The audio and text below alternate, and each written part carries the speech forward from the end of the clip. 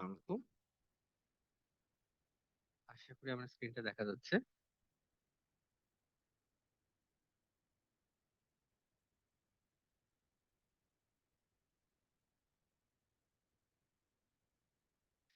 আজকে একটু আগেই বলে রাখি, আমাদের ক্লাসটা আজকে একটু আগেই শেষ হয়ে যাবে।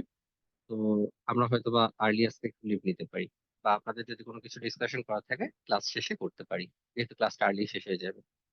আচ্ছা, আমার স্ক্রিন কি দেখা যাচ্ছে? জি ভাইয়া, দেখা যাচ্ছে। আমি একটু ছোট একটা জিনিস চেক করে নিই আপনাদের সাথে, এটা শেয়ার করেছি কিনা।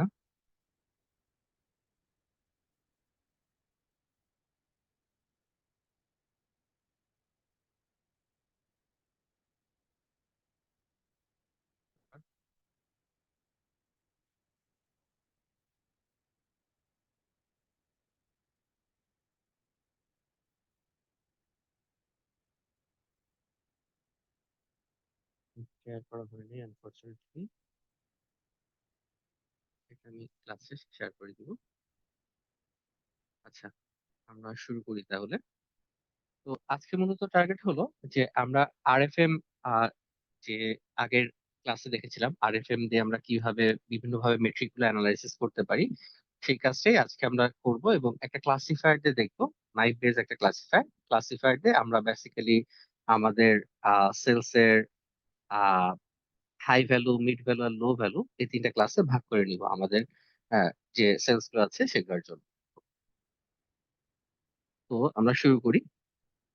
গত ক্লাস যদি আমরা ফলো করে থাকি, আমরা শুরুর দিকে যেটা করেছি ঠিক একইভাবে ওই একই ডাটা সেটটা নিয়ে আমরা কাজ করছি।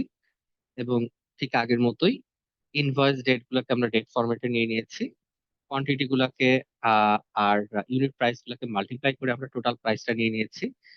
তারপরে যেটা করেছি আমরা আমাদের যত নাল ভ্যালু আছে সেগুলোকে আমরা ড্রপ করে দিয়েছি, কারণ আমরা দেখেছিলাম ডাটা অ্যানালাইসিস করে আর্লিয়ার যে এখানে প্রচুর নাল ভ্যালু আছে কাস্টমার আইডি আর ডেসক্রিপশন ফিল্ডটাতে মূলত। তো সেগুলোতে আমরা ড্রপ করেছি, আর বেশ কিছু নেগেটিভ ভ্যালু ছিল, কোয়ান্টিটি তারপরে ইউনিট প্রাইস, এগুলোতে নেগেটিভ ভ্যালু ছিল। সো নেগেটিভ ভ্যালু গুলোকে আমরা ড্রপ করে দিয়েছি। তারপরে যেটা করেছি আমরা, আহ, আমরা ক্লিন করেছি কিছু রেফারেন্স ডেট ধরেছি। এবং রেফারেন্স ডেট ধরে আমরা মানে যেটা করতাম আগের মতনই, ঠিক যে ইনভয়েসের লাস্ট ডেটটা ধরেছি, লাস্ট ডেটটা প্লাস একদিন অ্যাড করে আমরা আমাদের রেফারেন্স ডেটটা নিয়েছি, এবং তারপরে ওই রেফারেন্স ডেটের এগেইনস্টে আমাদের আরএফএম ক্যালকুলেট করেছি। তো আরএফএম মানে আমরা অলরেডি দেখে আসছি যে রিসেন্সি, ফ্রিকোয়েন্সি, মনিটরিং, বেসিক্যালি এই তিনটা ডাইমেনশনে আমরা ডাটাগুলোকে দেখে থাকি। তো ভালো কথা, আমরা দেখি। আর ডিএফ ডট ক্লিন আমরা এবার ক্লিন আপ করতেছি, ঠিক আগের মতোই যে যে ক্লিন আপ গুলো ছিল আবার একটু রিপিট করতেছি। ইনভয়েস ডেট গুলা ক্লিন আপ করে নিচ্ছি আমরা রিসেন্সিতে, রিসেন্সিতে কনভার্ট করে নিলাম। ইনভয়েস নো গুলা নিলাম, ইউনিক আইডি গুলা নিলাম, টোটাল প্রাইসটা নিলাম, আমরা সাম করে নিচ্ছি এই। তারপরে যেটা হচ্ছে যে আরএফএম এর আমার কি কি কলাম গুলা যাবে সেগুলো আমরা ডিফাইন করে দিচ্ছি। তো কাস্টমার আইডি, রিসেন্সি, ফ্রিকোয়েন্সি আর মনিটরি, এই কলাম গুলো আমরা নিলাম। সো আমাদের যত ডাটাই থাকুক সেগুলোকে আমরা শ্রিঙ্ক করে অনলি এই চারটা প্যারামিটারে নিয়ে আসছি। ভালো কথা, নিলাম। এখন আমরা যেটা করতেছি সেটা হলো যে আমাদের আর স্কোর, এফ স্কোর আর এম স্কোরে আমরা ওই আগের মতোই লেভেলিং করতেছি। প্রত্যেকটাকে লেভেলিং করে আমরা স্কোর ক্যালকুলেট করি। সো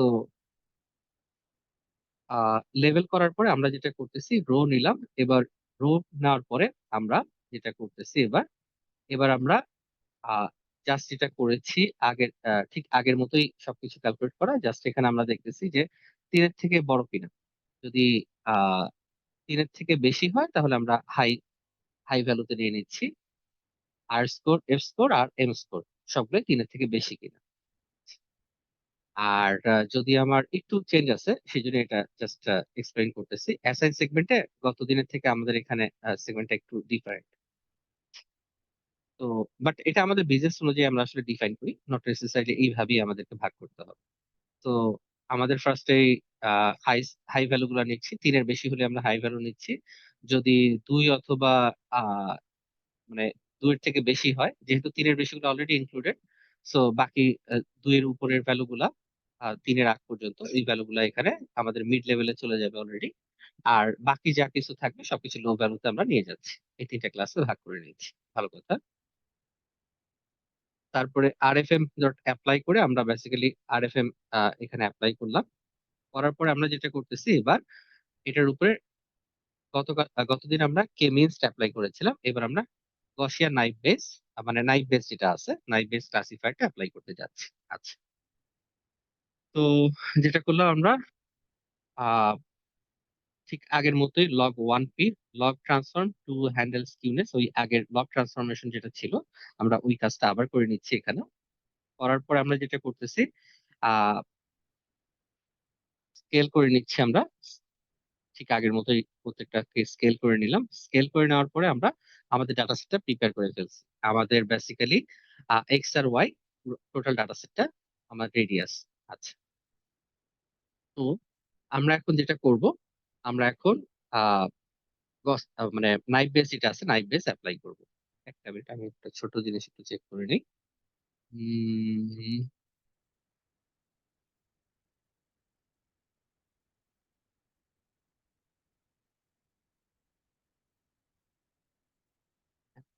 এখানে আমরা আরএফএম সেগমেন্ট করে নিয়ে নিচ্ছি। ওকে, পারফেক্ট, ঠিক আছে, নিলাম আমরা। তো এখন আমরা ডাটা সেটটা আগের মতো স্প্লিট করছি। আমাদের যে স্ট্যান্ডার্ড প্রসেস থাকে আমরা 0.3 তে টেস্ট সাইজ রাখতেছি, আর বাকিটা আমাদের ট্রেনিং সাইজ 0.7, মানে 70% ডাটা আমাদের ট্রেনিং এ চলে যাচ্ছে। আমরা নাইভ বেসটা নিলাম, নাইভ বেসে ফিট করতেছি অ্যাজ ইউজুয়াল।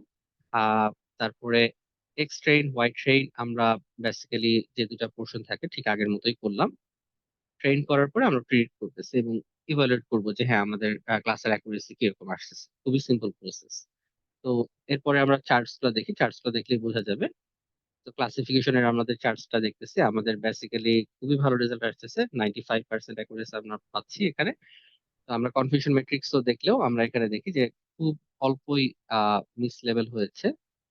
আহ পরবর্তীতে এই যে আমাদের লো ভ্যালুতে বেশ কিছু ইয়া আসছে, মিস লেভেল আসছে। মিড ভ্যালু আর লো ভ্যালুতে বেশি মিস লেভেল আসছে। হ্যাঁ, 67 আর ইয়া। আর বাকি যেটা ছিল হাই ভ্যালুতে অত বেশি আসে নাই, অনলি 17টা আসছে। তো কনফিউশন ম্যাট্রিক্স থেকে আমরা একটা আইডিয়া পেলাম। এখন আমরা কাস্টমার বেসিক্যালি সেগমেন্ট করতেছি এবং সেগমেন্ট করে করে আমরা ওই আগের মতোই চার্টে রিসেন্সি অ্যান্ড মনিটরি অ্যাসপেক্টে আমরা প্রত্যেকটা ভ্যালু দেখতে পারতেছি। তো এই নাইভ বেস ক্লাসিফায়ারতে কি লাভ হচ্ছে, এটা লাভ হচ্ছে যে আমাদের যদি নেক্সট কোনো একটা কাস্টমার আসে, নেক্সট কাস্টমার গুলাকে আমরা প্রিডিক্ট করতে পারবো যে হ্যাঁ তাকে আমরা আসলে কোন রেঞ্জে ফেলতে পারতেছি। ঠিক আছে, সো নতুন কাস্টমার যারা আছে তাদেরকে ক্লাসিফাই করাটা আমাদের জন্য একটু ইজিয়ার হবে। আচ্ছা, তো এখানে ঠিক আগের মতোই কাছাকাছি চারটা থেকে। না সবগুলা? হ্যাঁ ভাইয়া, মানে লাস্ট ক্লাসে আমরা যেটা পড়লাম, যে আর এফ এম, তারপর কে মিনস, হ্যাঁ, আজকে যেটা বললাম, মানে এগুলো প্রায় কাছাকাছি জিনিসগুলো, তাই না? এক্স্যাক্টলি খুবই কাছাকাছি একটা ক্লাস্টারিং করতেছে। ওখানে আমরা যখন আমরা নতুন ইউজার সম্পর্কে কিছুই জানি না, তখন আমরা কেমিন্স ইউজ করবো, তখন ওটা আমাকে ক্লাস্টার করতে হেল্প করবে। আর এখন আমি ইউজার সম্পর্কে কিছু জিনিসপত্র জানি, তো আমরা নাইভ বেস ইউজ করে যেটা করব এবার ক্লাসিফাই করব। এক্সিস্টিং ডাটার সাথে সাথে আমরা এবার ক্লাসিফাই করতে পারতেছি। ঠিক আছে, যে নতুন যে আসবে সে কোন ক্লাসে পড়বে এরকম? হ্যাঁ হ্যাঁ, আমার 3টা ক্লাস এখন রাইট নাও আছে এক্স্যাক্টলি। আমার ক্লাস আছে only high, high value, mid value আর লো ভ্যালু, 3টা ক্লাস মানে আছে। ডিরেক্টলি নতুন কেউ আসলে ওকে বলে দিতে হবে এই ক্লাসে আছে, হ্যাঁ হ্যাঁ, এই ক্লাসে সে পড়তেছে। যেটা আগের গুলোতে পারতাম না। আগের ক্লাসে আগের জাস্ট গুলোতে ও কোন গ্রুপে পড়বে সেটা বলতে পারতাম। কোন গ্রুপে পড়বে সেটা বলতে হবে। এই, আচ্ছা। ওকে। সো এইভাবে বেসিক্যালি আমরা পুরো জিনিসটা দেখতেছি এবং ঠিক একই রকম ভাবে স্যাম্পল ডাটা প্রেডিকশনস আমরা এখানে ওই ওই একই জিনিসই চার্টসটাকে জাস্ট রিপ্রেজেন্ট করা হয়েছে, এখানে প্রত্যেকটা ভ্যালু বলে বলে দেওয়া হয়েছে। সেগমেন্ট ওয়াইজ কাউন্ট যেটা আছে সেটা দেখানো হয়েছে, কনফিউশন ম্যাট্রিক্স দেখানো হয়েছে এগেইন। আর এরপর আবার কাস্টমার সেগমেন্টস রিসেন্স এন্ড মনিটরি ওই ইয়া করে করে দেখানো হয়েছে। মানে আমরা 2 ডাইমেনশনাল চার্টস দেখতেছি, তো তো আমাদের প্যারামিটার কয়টা, 3টা। সো আমরা বেসিক্যালি 2টা কম্বিনেশন পাবো। সো ওই 2টা কম্বিনেশনই দেখানো হয়েছে জিনিস। তো 3 ডাইমেনশনাল চার্টসে জিনিসগুলো আরো মোর ইন্টারেস্টিং হতো দেখা।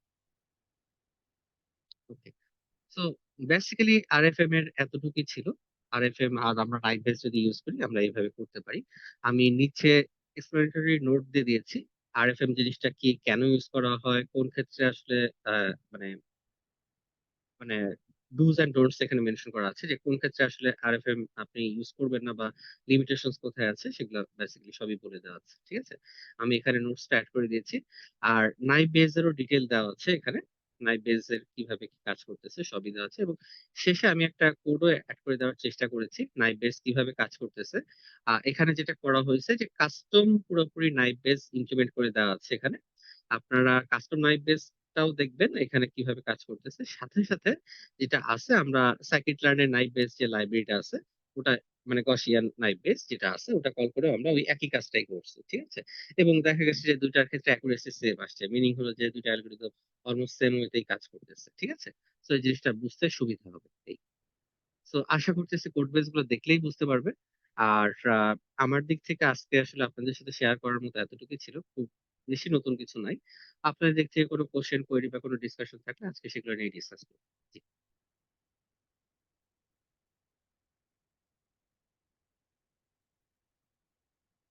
না, আমরা এতদিন যা পড়লাম তো এগুলো সব মনে করুন টাইপের ছিল, তাই না? যে সুপারভাইজড লার্নিং ছিল, হ্যাঁ, হ্যাঁ, একটা মানে আনসুপারভাইজ শেষ। ছিল গত ক্লাসে যেটা ছিল, ওটা কে মিনস আনসুপারভাইজ ছিল, এছাড়া সবই সুপারভাইজ লার্নিং ছিল। কেমিস্ট আনসুপারভাইজড, হ্যাঁ, কে মিনস আনসুপারভাইজ। মানে এটা কিভাবে বুঝলাম ক্লাস্টার যে করে, এটা আনসুপারভাইজড, মানে আমরা কিভাবে বুঝলাম? ক্লাস্টার করতেছে, আমার কোনো কিন্তু ইয়া ছিল না ক্লাস, মানে কে মিনস আমার কিন্তু কোনো ক্লাস ডিফাইন করা ছিল না, টার্গেট কোনটা সেটা কিন্তু আচ্ছা, ও ডিফাইন নিজে করা নিজে ছিল না। করতেছে। হ্যাঁ, ও নিজে নিজে সেগমেন্ট গুলা কিন্তু আমাকে ভাগ করে দিচ্ছিল, আমাকে কালার কোড গুলো কিন্তু ওর মতো করে ভাগ করে দিচ্ছে। আচ্ছা আমরা জাস্ট বলে দিতেছিলাম যে কয়টা গ্রুপ হবে। ঠিক আছে, আচ্ছা, মানে আমরা আমি ওই যে এলবো চার্ট রেঞ্জ বের বলে দিছি, ওই করতেছিলাম। অনুযায়ী ও করে দিছে। হ্যাঁ, হ্যাঁ।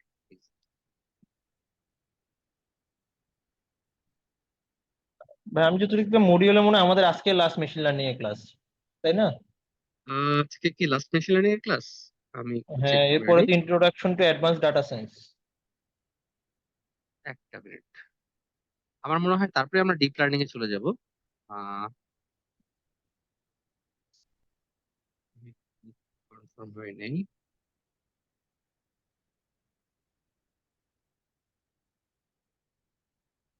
আসি, এটা হলো আজকের module, introduction to advance data science. হ্যাঁ, এখানে অ্যাডভান্স ডাটা সায়েন্স চলে গেছি, data science with machine learning. হ্যাঁ, এক্স্যাক্টলি। এই যে আমাদের কেএনএন, আর তারপর classy hand written digit classifier, এগুলো জিনিসপত্র আরো ডিটেইল আছে। জি, ঠিকই বলেছেন।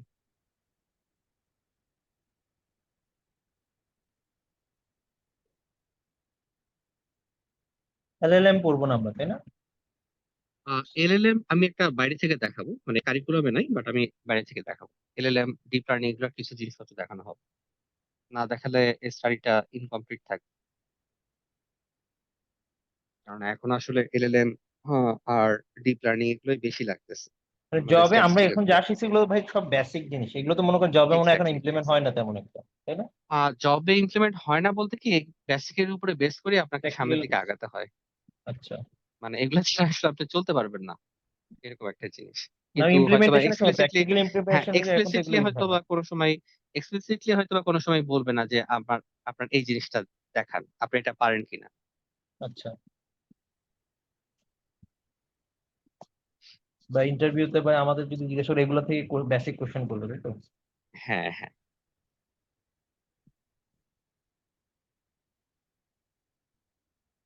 ওকে, আর কোনো কোশ্চেন বা কোয়েরি? হ্যাঁ, হ্যাঁ,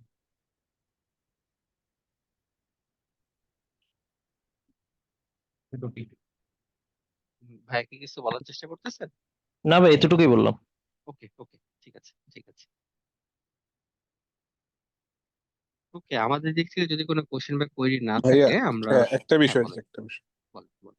ভাই, একটা হচ্ছে কি, আমরা যেসব ডেটা অ্যানালিসিস করতেছি, মেশিন লার্নিং করাচ্ছি, হুম, এটা প্রতিদিন ধরেন কোন একটা কেসে প্রতিদিন নতুন নতুন ডাটা আসতেই থাকে। হুম, হুম, হুম। তো আমরা তো নতুন নতুন ডাটা যেগুলো আসবে প্রতিদিন মডেলটা আপডেট হবে, তাই না? যদি কোনো কাজ করি আর কি।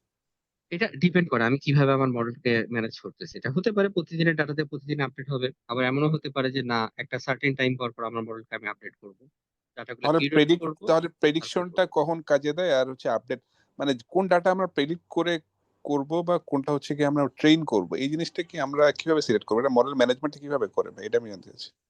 আচ্ছা আচ্ছা আচ্ছা, এটা কিভাবে করি? আচ্ছা, এটা হলো কি যে আপনার আসলে বিজনেস এর উপরে ডিপেন্ড করে। আপনার তো একটা টার্গেট থাকে, তাই না? ধরেন সেলস প্রেডিক্ট করতেছেন, তো সেলস যদি প্রেডিক্ট করেন, আপনার মডেলের টার্গেট কি থাকবে যে হ্যাঁ, আপনার মডেলে ইনপুট দিলে আউটপুট কত সেল হতে পারে সেটা আপনাকে ঠিকঠাক মতো বলবে। এটা আপনার টার্গেট, রাইট? এখন আপনার মডেল যদি পারফেক্ট থাকে, তাহলে হবে কি টার্গেটটা ফুলফিল করতে পারবে। মিনিং হলো সে যে প্রিডিকশন সেলস এর অ্যামাউন্টটা বলতেছে, অ্যাকচুয়ালি সেই সেলস গুলা হবে। তখন সবাই হ্যাপি, ম্যানেজমেন্টও হ্যাপি, যে মডেল যে ক্রিয়েট করতেছে সেও হ্যাপি, কোনো প্রবলেম নেই। বাট যখন এই পারফরমেন্সটা ডিগ্রেড করবে, তখন আসলে আমাদেরকে চিন্তা করতে হবে যে আচ্ছা, কেন ডিগ্রেড করতেছে, কেন অ্যান্সারটা পাওয়ার জন্য তখন আমাকে কি করতে হবে, নতুন ডাটা দেখতে হবে যে আচ্ছা ঠিক আছে, আমি একটু দেখি নতুন ডাটা কি কি অ্যাভেলেবল আছে। ঠিক আছে, কারণ কি আপনার সেলস ডাটা তো প্রতিনিয়ত সেলস হচ্ছে, রাইট? সো সেলস এর ডাটা তো আপনার আসতেই আছে, কিন্তু ওই ডাটা আপনি অনলি তখনই ইউজ করবেন যখন দেখতেছেন যে মডেলের পারফরমেন্সটা নট গুড এনাফ। তখন আপনি আবার নতুন ডাটা নিবেন, আবার এই সাইকেলটা ট্রেন রিপিট করতে করবেন। হবে, বুঝতে পারছি ভাই, ঠিক জি আছে। জি জি। এবং প্রসেসটা এরকম না যে একবার করবেন, মানে ফার্স্ট অ্যাটেম্পটেই আপনার বেস্ট মডেলটা আসবে। এটা একটা ইটারেটিভ প্রসেস। আপনি যতবার ইটারেশন করবেন তত ভালোভাবে আপনি বিজনেসও ভালো বুঝবেন, মডেলকেও আন্ডারস্ট্যান্ড করবেন বেটার, এবং দেখা যাবে একটা সময় আপনার মডেলটা ভালো প্রেডিক্ট করা শুরু করছে। আচ্ছা, ঠিক আছে।